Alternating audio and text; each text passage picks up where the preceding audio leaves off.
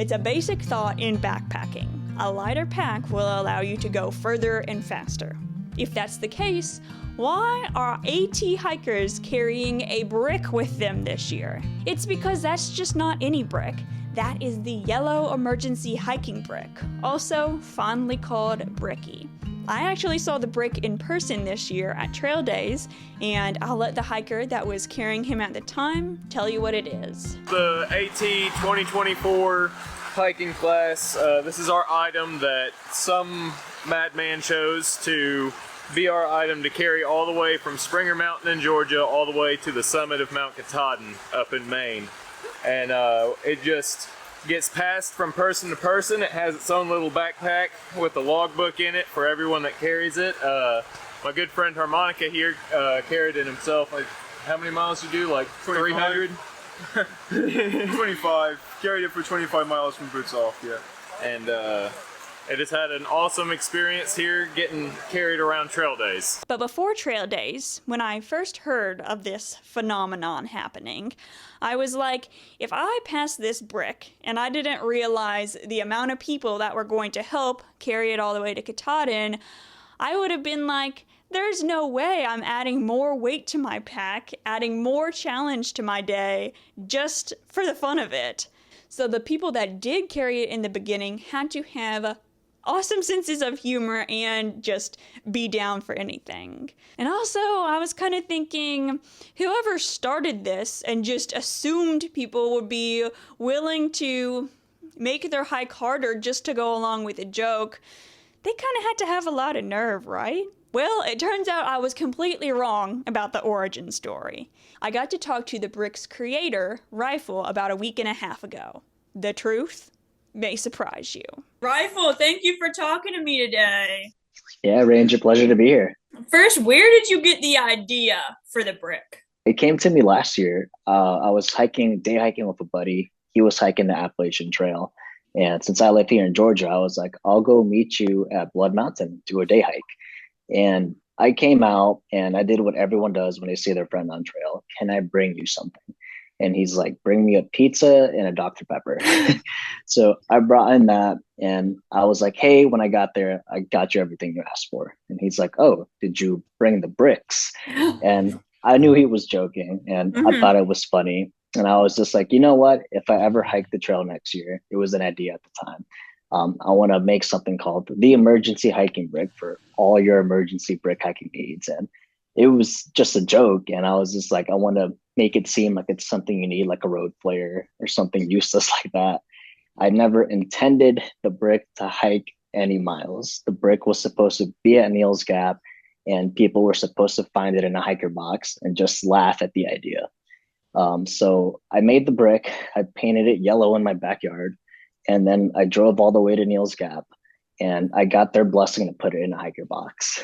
And that's why I drove it there instead of hiking it there, because I thought, who would carry a brick, right? No one. Apparently I was wrong there, but yeah, it was never supposed to move. It was supposed to stay at Neil's Gap, and all the thru hikers who were coming through for the season were supposed to pick it up, laugh at it, and put it back in a hiker box. Wow. That's so crazy how it was just meant to be a joke that you saw and it turned into something completely different. Exactly. And as the hike went along and I met other hikers and we'd get each other's Instagram and I had it in my bio, like creator of the emergency hiking brick. Like, I'm like, how many people have really seen this thing? And they're like, you made the brick? And I'm like, oh yeah. I'm like, have you seen it? And they're like, I carried it for 20 miles. What? And I always laughed. I'm like, oh, well, you did way more than I did because I just drove it to Neil's Gap. When my buddy Cheese Block, who I met on day one on the trail, told me he found the brick and then hiked it out 20 miles to Blue Mountain Shelter, I was like, wow, that's insane because I would never hike with the brick.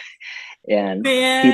he thought I hiked it 32 miles to Neil's Gap. And even though I didn't, a lot of people started following his lead and hiking out the brick for reasons I can't understand.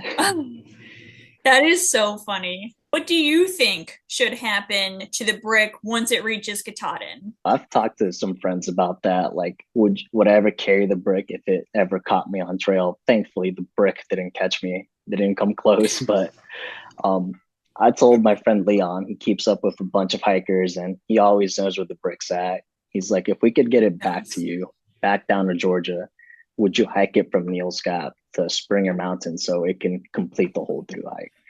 And I told him if we could get in touch with whoever summits with the brick at Katahdin and they could bring it down to Millinocket and ship it down to Georgia, I'll absolutely give the brick the 32 miles that I owe it from Neal's Gap all the way to Springer and probably the arch at Amicalola Falls.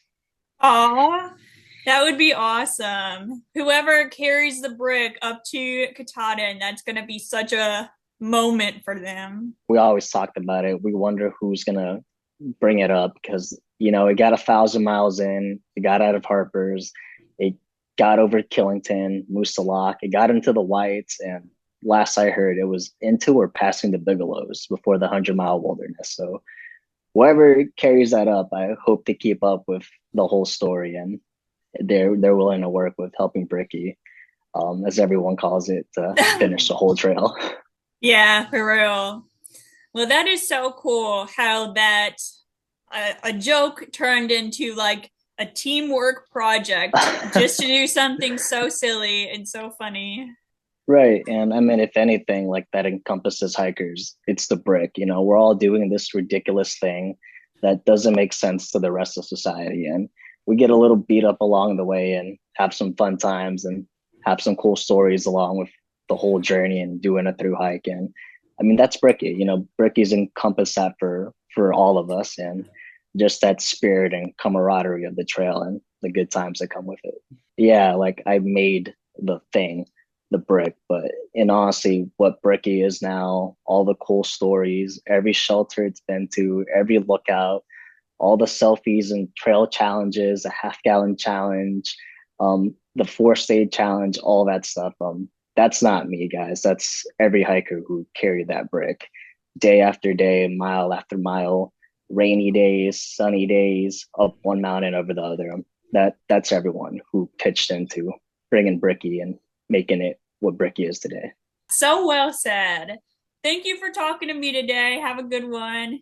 You do the same. See ya.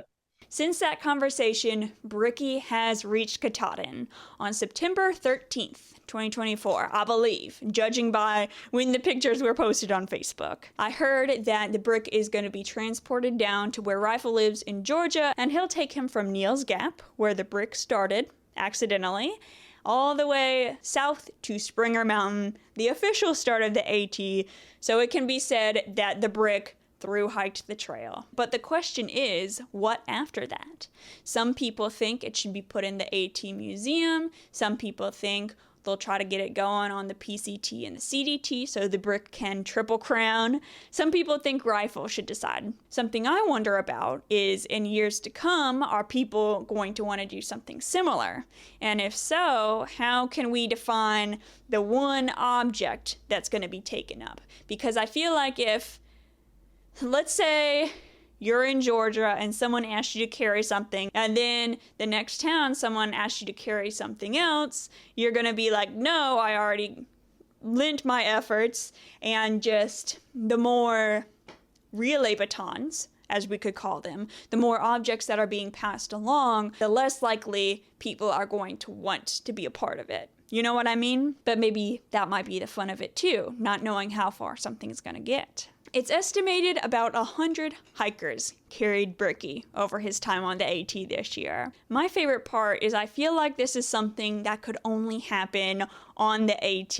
People are very willing to embrace the suck, because that's what they're doing already. There is a sense of community and teamwork and camaraderie that on the more remote trails you probably don't find. In everyday life you definitely don't find. And just people willing to be unserious. People with awesome senses of humor that love to just do stuff just for fun. That's what I love about the AT, and that's why I love this brick. Thank you to everyone who made it happen. And thank you for watching. Have a good night.